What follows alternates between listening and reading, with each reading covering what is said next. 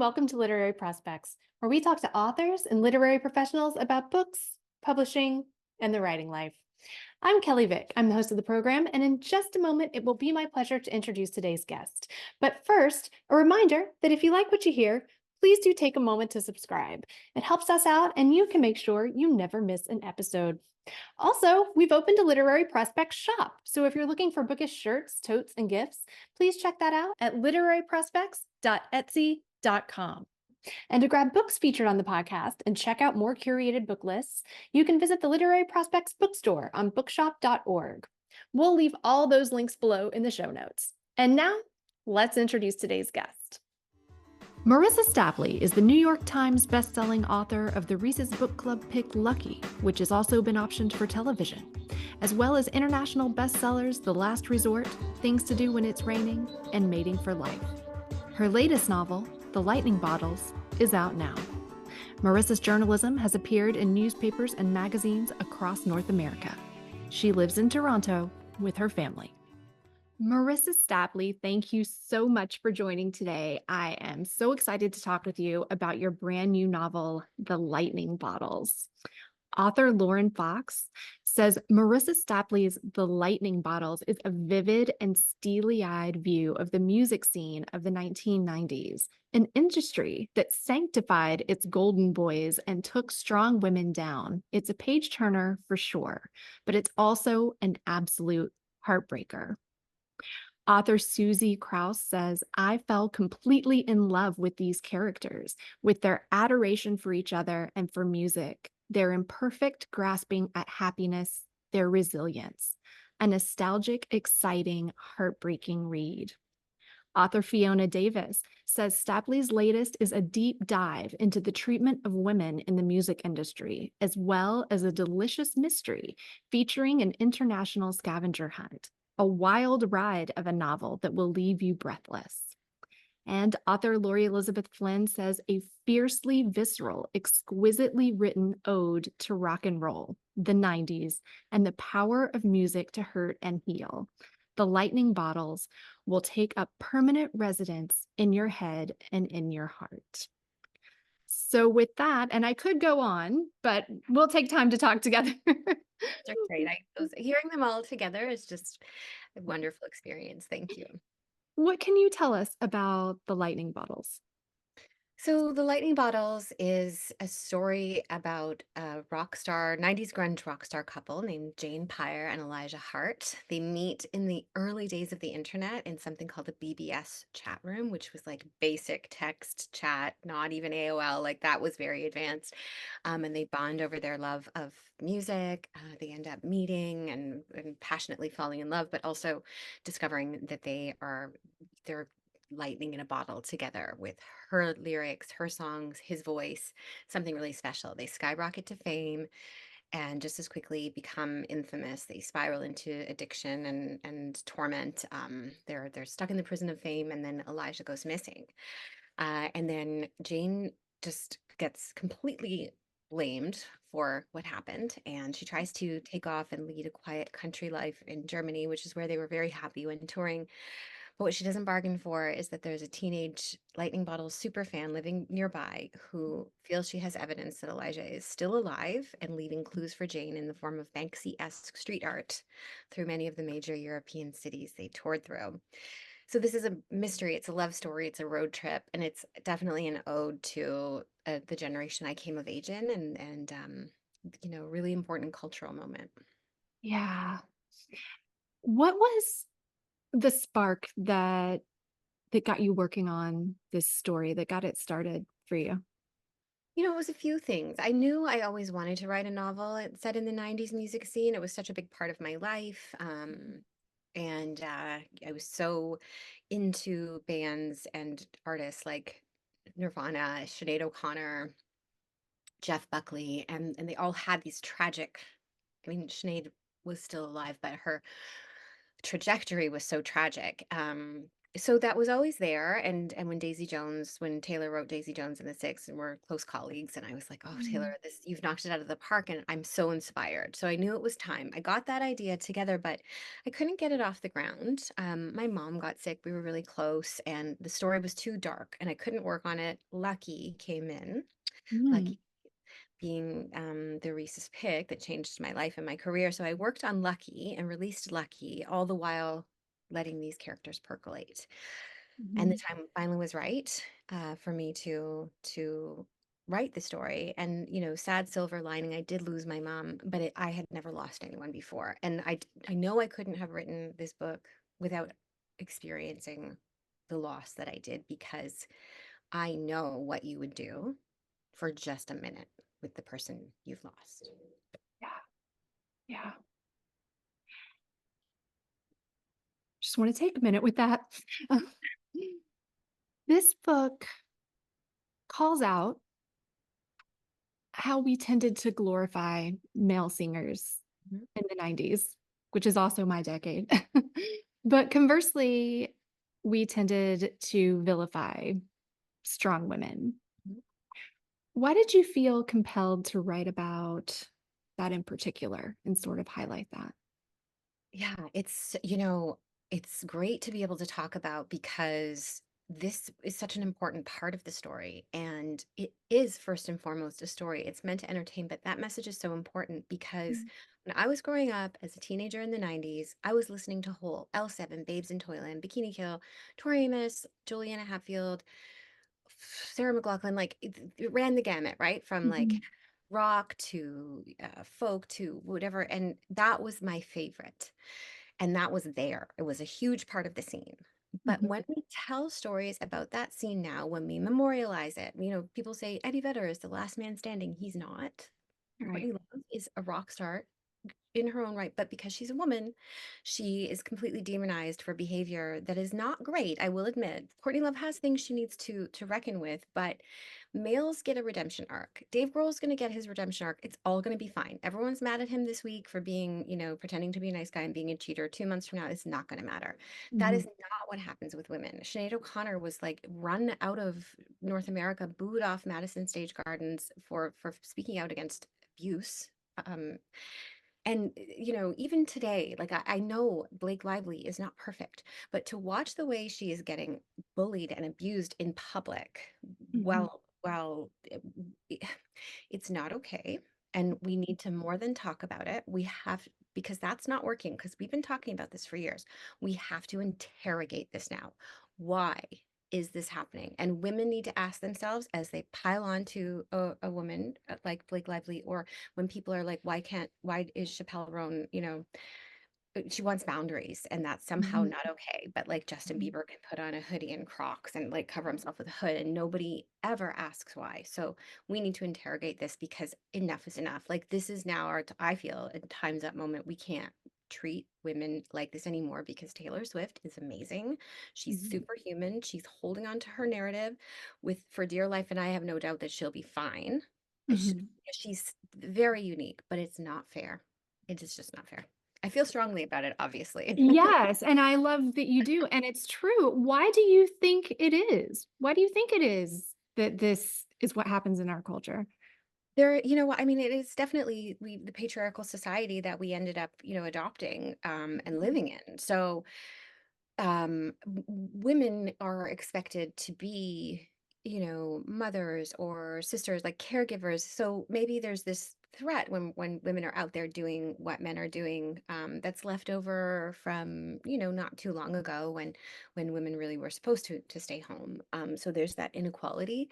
Right. Um, I think maybe the why is also because sometimes it's just the way things have always been. So we don't stop and examine it. This is Mhm. how this is what we do, but Mhm. we need to. So I actually am not 100% sure what the answer is, because it's not something I engage in or participate in or ever have. So I mean, I'd love to ask, the music reviewers who or the people who choose who gets to go into the Rock and Roll Hall of Fame, or the DJs who used to, only play one woman for every 10 men, and still do. And the people who, I don't know, I guess it's AI who makes Spotify playlists, but why are my Spotify playlists from the 90s? Why is it all men? Like, why, where are the women that I was listening to, and why?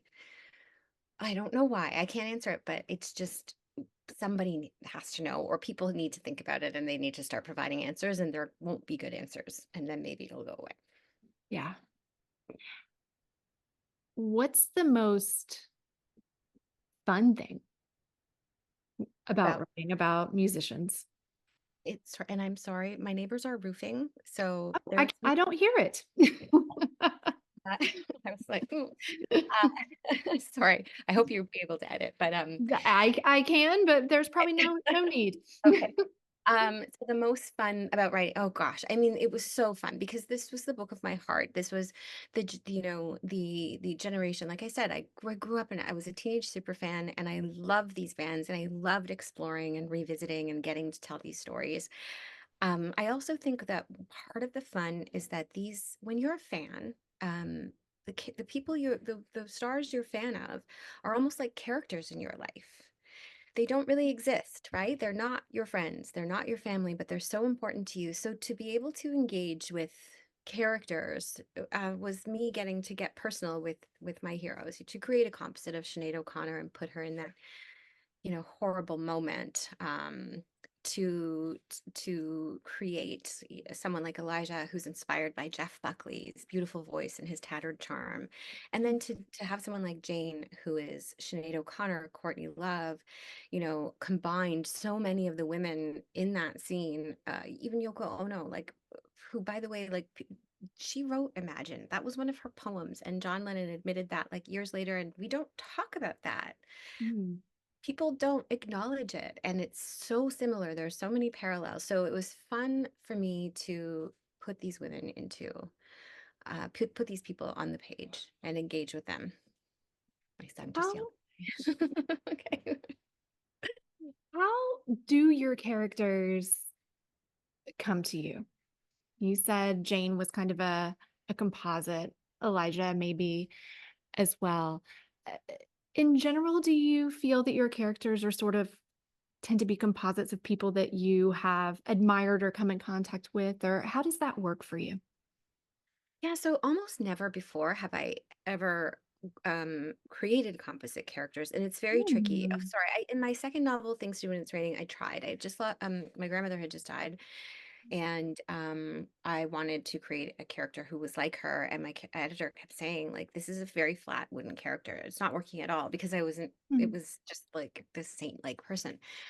So I knew that, at least I knew those pitfalls. So because it's actually very hard, because when you're working with real people, and that's why some people have said, like, why are there some that are, obviously you have real people in your book, but then you make others characters, and it's because I want to be able to play with them, and put them in my world, and let them do other things or say other things or put words in their mouth that I don't think it's fair if it's a real person. Yeah. So this was unique in that way, and probably made the characters much more difficult, because you also want to do justice to the inspirations. But as far as other characters go, like Lucky, I swear, like, I knew the situation. I'd heard on the news that there was a lottery ticket unclaimed, and speculation that the person was wanted Mm. for crimes and couldn't come forward. And I knew I needed a character. And like one day I was taking a bus, and like Lucky took a lot of buses, and she sat down beside me. Like, she didn't really, and I know how woo-woo this sounds, but that's how I see it. That's how I It remember. doesn't sound woo-woo to me. Yeah. It's like, here I am. And she had this red hair, and she was like telling me, like, this is me. And by the time I got to where I was going, I texted my agent, and I was like, this is the book. And she was like, oh my God, go for it. Like, that happened with Lucky. But that was amazing. Lucky's kind of her own girl, but she was not based on anyone I knew or like had ever met. I had to go find people like her. Like, I was like, oh, Anna Delvey. Like, I read about con artists, female con artists too. Mhm.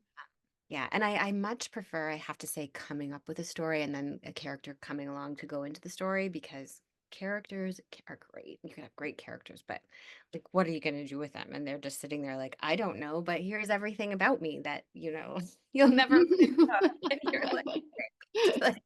It's like being in therapy or being a therapist.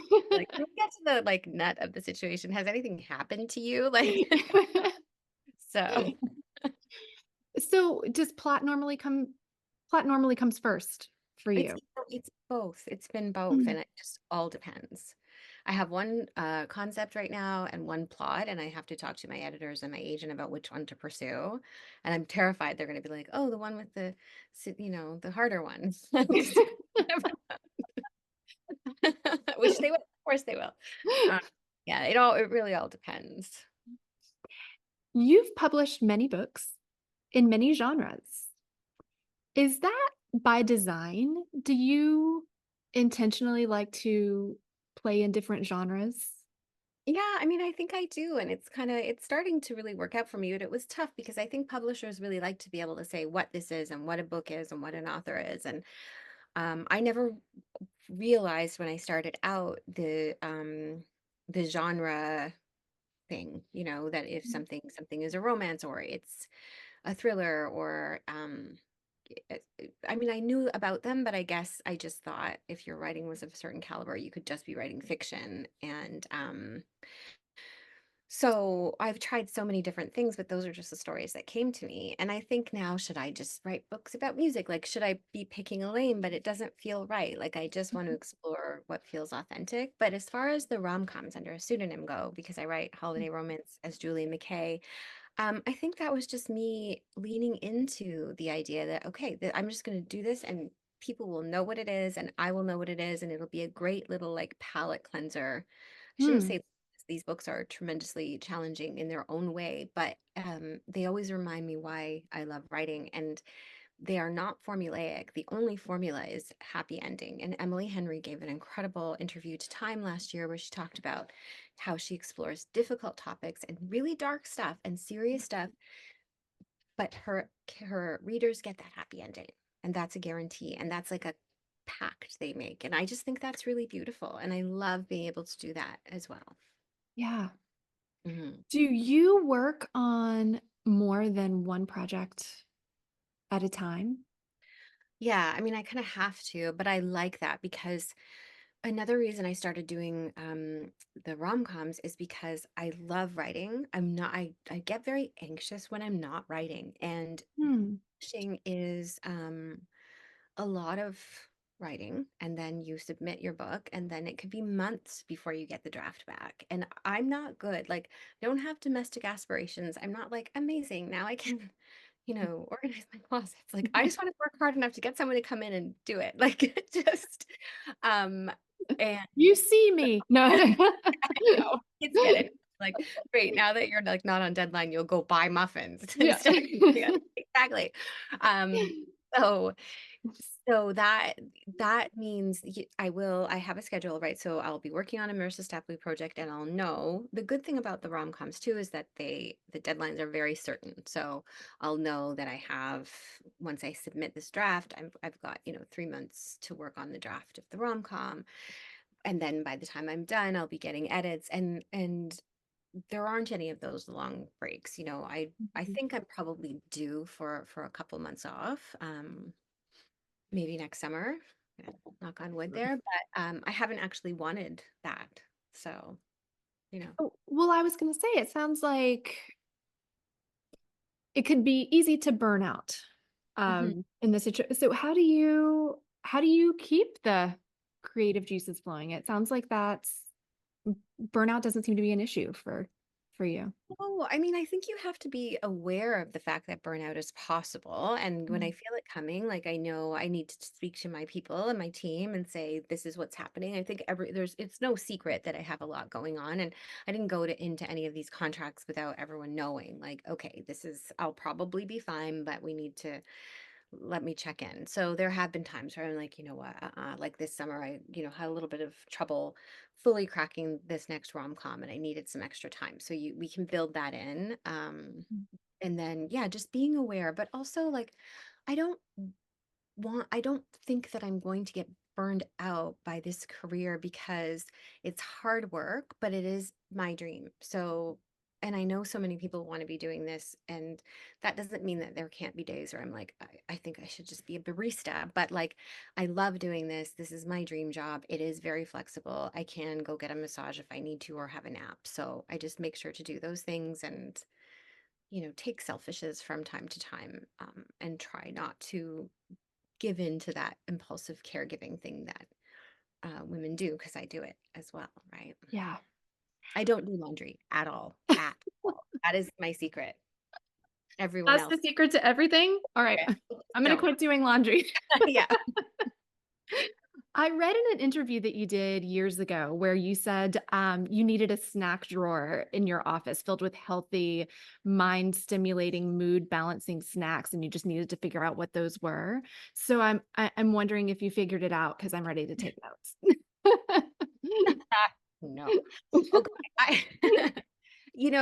I, I am very careful now when I'm going into like a real press for a deadline to make really like to eat healthy, not to drink alcohol, green juices, and like dates and cashews and energy. Mm, I Those energy powders I find are really good with mhm. keeping my energy going, and a supplement called Adreset, Adreset. That if I take 2 of those, then I don't get the afternoon nap need, which is Wow. a nemesis because I definitely have turned into a napper, but that's not good. Mhm. And it's so easy when you're alone in the house. You're like, maybe this. And I have Maybe just a minute. two cats who are like always wanting to cuddle, and I'm like, sure, okay. So, but yeah, just keeping healthy ways to keep my energy going, like because I don't want to just be over caffeinated. Like I was drinking so much coffee at one point, I was getting heart palpitations, and being a writer, of course, I was like, oh my God, I'm dying of like I'm about to have a heart attack any minute. So yeah, I think just being mindful of that. And I was very bad at that for the longest time. I don't even remember saying that, but I think I should I don't know why I don't have snacks in my drawers. I need to do that. Well, I reminded you. What do I have in my drawers? It's like tape. I was going to say, what is in there? Taped. You heard it here first. Um, what is your process like? And is it different, like for the rom-coms and for a book like The Lightning Bottles? When you come up with your initial idea for a story, what happens then? How does that idea go from, a little scribble in the notes app or whatever to a finished draft that you're handing over to the publisher? Yeah, these days I usually talk to my agent about it, and then I'll do like a little one pager, and then we'll decide if it's worth pursuing, which lately definitely they have been. And then I will get started on like sometimes I have to write around it a little bit and just, do Mm, character sketches or like interstitial material. With the lightning bottles, I did journal entries and letters and um lots of interviews and magazine like articles. There's a lot of that stuff from, early drafts that to get to know the characters. And then once I've figured that out, I will outline now. I used to do this thing that feels crazy to think about where I would just like kind of pants my way through a first draft with no idea, and get to about 40,000 words and then retroactively outline. And I actually taught writing classes where I told people to do this, and I'm sorry, I should be like banned because I don't think that really works for every book. It worked for me for some books, but I think depending on what you're writing, probably once you get to know your characters, it's a good idea to do a rudimentary outline, so you know that you can get them to some place, mhm. some sort of place to lead them. Um, and I think once I know that, I can get started. My first drafts are really bad, um, and then I go from there. When you're getting to know, you said once you get to know your characters, how are you generally getting to know your characters? Is that through just drafting and writing, or how does that work? Sometimes, yeah. I mean, I think it's time. Once I have that idea in that one pager, it's nice to maybe be able to then be working on a rom com or something different, while just letting, like, I always see it as like Mhm. floating above my head. They're kind of there and it'll come to me. I think a lot of writers will agree that most of those epiphanies do not come to you when you're sitting at your desk with your pen or your on your keyboard. It's like when you're on a walk or somewhere else. So, and just living your life. And so for me, having a couple of months where I'm just living my life, doing my job, and then just having these realizations and writing them down and then feeling confident enough to sit down and because if you're not ready, then you're going to force these characters to do things that they're not, that are not true to who they are. And I Yeah. do think that they do, in a weird way, exist, and Mhm. they're waiting for you to figure them out. But you're going to have make work for yourself if you're putting words in their mouths that they would never say, or making them do things that they wouldn't do. Yeah. Mm. Have you always been a writer? How did you come to writing?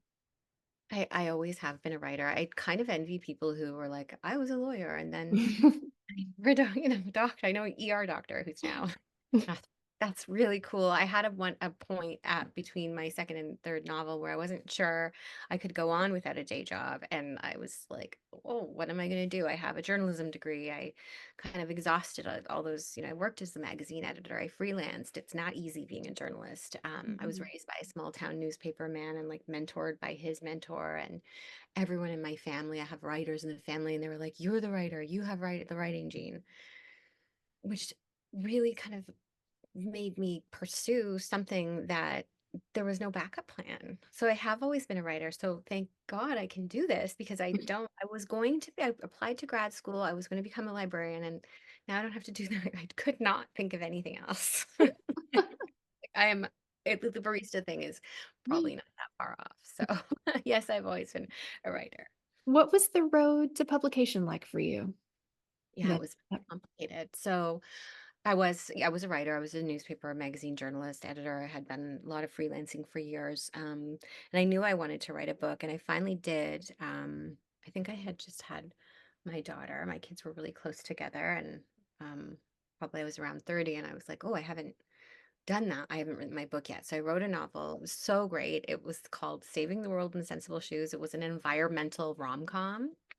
Uh, people were not ready for that. I People was going to actually say, it sounds great. I know. I think now would be the time, but it did get picked up by a Canadian publisher called Key Porter, and it did the rounds everywhere else. And people were like, "No, this is depressing. We don't really want to talk about like the environment and climate change," and um, which tells you that this is why we are where we are now. But Right. that company unfortunately went out of business. So it was such a huge devastation for me. I had an agent, I had a publisher, it all just kind of crumbled around me. I ended up switching agents to be with the agent I'm with now, Sam Haywood. So we've been together for 10 years. Wrote another novel out of sheer desperation, which surprise, surprise, no one wanted because it was just coming from like a bad place. Then I wrote Mating for Life, my first published novel, which started out as short stories. It was just me being a writer. I was working as a magazine editor, but I had to write. So I was doing them for fun. And I showed them to my agent and thought she was going to fire me. And she was like, this is a book. Like, you're writing a book. These are not short stories. Get these women together. And so I made them sisters. And so the rest is sort of history, but of course, this industry is a roller coaster. So that's, Mating for Life. And then I had two other novels before Lucky, which was The Reese's Pick, which was the big breakout for me. And you've also worked, speaking of Lucky, you also worked as a screenwriter. Lucky was optioned for television.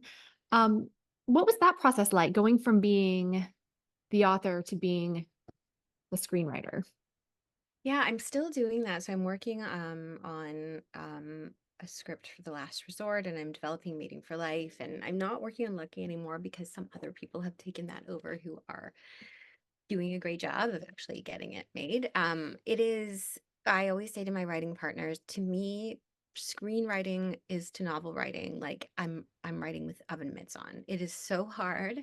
Like my first scripts were so much like black versus white. They say like the white space is when it's all dialogue and action. Mine were like the little exposition parts, like, but describing the things that you're not supposed to put in a script, like their internal monologue.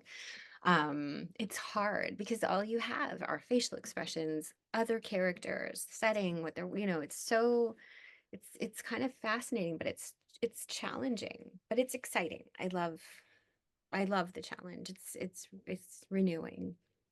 You think you'll continue on with the Yeah, I would say. I with the hope so. screenwriting? Yeah, I really like it. What do you know now that you wished you'd known before you published your first book? Yeah, so I always tell people it's a publicist of mine said to me maybe a few years in, this publishing is a marathon, not a race. And I was just like, oh, shoot. I have been definitely treating it like a race, and that's why I'm so tired, and that's why I feel so desperate all the time because I think I'm losing, but like this leg isn't going as well, and I need to, get those snacks and like get my energy up and keep going. Like at this point, I'm like, maybe it's not even a marathon. Maybe it's like a hike on the like, El Camino or something. Like it's just, you gotta just keep going. It's beautiful. It's hard. It doesn't end until you're ready for it to end either. And I just wish I had known that because you think every goal, you're like, this is it. This is it. This is it. Then I can stop striving. You don't stop striving. You have to decide for yourself and take care of your What and is your, oh, go expectations. ahead. I was just gonna say, and manage your expectations, like just, and do it because you love it. What is your daily writing routine like these days? Yeah, I prefer to get my writing done in the morning. I was briefly a 5 a.m. writer person. I don't know who that person is anymore. It's too early. I don't know if it's perimenopause or I don't, that's silly. Maybe because my kids aren't little anymore either, so I'm not. Yeah, those quiet morning hours were much more needed when I had like two kids under two, which did happen. Um, so now, I get up. I like to sit with my coffee and do a list of what I need to get done, and I really like to get my creative work done before 1 p.m. I'm not very creative in the afternoon unless I have to be, unless the muse which by the way is a deadline, is Mm. like, let's go, we have no choice. So yeah, I'll do that. And then the afternoon, I'll sort of save for, like around now, we're talking podcast or something that needs to be done, or my admin stuff, or something self-care related if I've been really busy. And yeah. Do you have a favorite piece of advice for aspiring or early career authors? I think it's really, I have like last night at my Toronto Lounge, there's a group of writers who I taught, and they all kind of met in my class, and they get together, they have a little name for their group, and they're all trying to get published. And I know how disheartening it can be. I know that. I mean, I have two books that did not get published that are in a drawer that I poured my heart and soul into. I speak of them very lightly, but they did not feel light at the time.